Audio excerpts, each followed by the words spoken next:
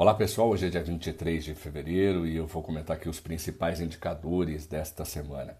O IGPM de fevereiro deve inverter o sinal observado no início do ano e reforçar o processo de desinflação em curso na economia brasileira. Após a alta pontual em janeiro, a segunda leitura de 2026 tende a registrar nova deflação, em linha com as prévias do período e com o recuo já observado no IGP-10. A queda dos índices segue concentrada nos preços ao produtor, refletindo alívio relevante nos custos ao longo da cadeia produtiva. Esse movimento indica uma distensão no processo de desinflação, com a deflação no atacado sendo gradualmente transmitida aos preços ao consumidor nos próximos meses. Nossas estimativas apontam para a continuidade da desaceleração do IPCA, que pode se aproximar de 3,3% entre o fim do segundo e o início do terceiro trimestre deste ano. Embora a desinflação represente ganho de poder de compra para as famílias e melhoria das condições macroeconômicas, seus efeitos sobre a política monetária tendem a ser mais graduais. Mesmo com o início do ciclo de flexibilização da política monetária pelo Copom, a taxa real de juros deve permanecer elevada, refletindo uma queda mais acelerada dos preços do que dos juros. Já a prévia da inflação deve acelerar na passagem de janeiro para fevereiro, em linha com o comportamento sazonal típico do período, mas a variação em 12 meses deve ser a menor desde julho de 2023. O IPCA 15 tende a avançar de 0,20% para cerca de 0,39%, refletindo reajustes usuais do início do ano.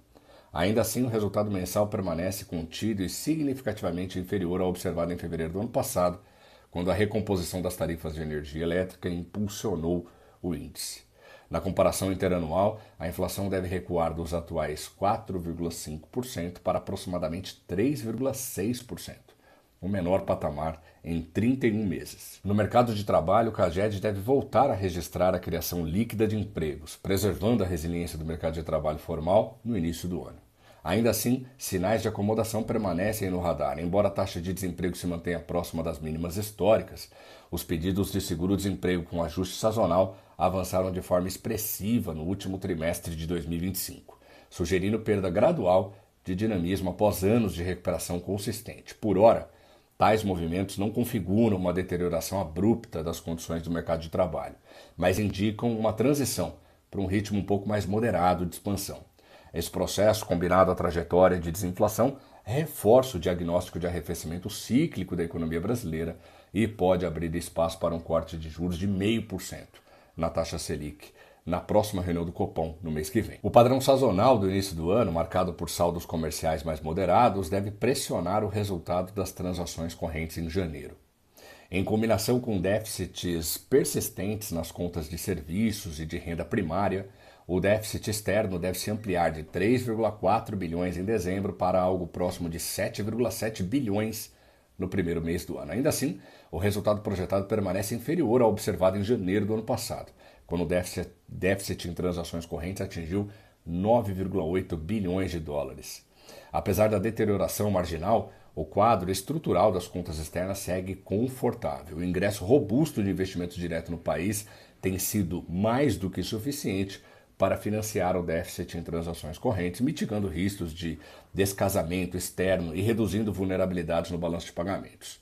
Dessa forma, a ampliação sazonal do déficit em janeiro não altera a avaliação de um cenário externo benigno para a economia brasileira. Apesar dos sinais de desaceleração da atividade econômica, a arrecadação federal deve apresentar desempenho robusto em janeiro, favorecendo um resultado primário próximo de 90 bilhões de reais. O superávit do primeiro mês do ano possui caráter estratégico ao estabelecer uma base relevante para o cumprimento da meta fiscal do governo central neste ano. A meta oficial prevê superávit primário de 0,25% do PIB, com piso em déficit zero.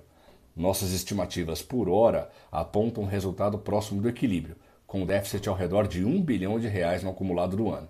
Considerando as flexibilizações previstas no arcabouço fiscal, o resultado efetivo ainda pode migrar para o campo positivo, preservando a trajetória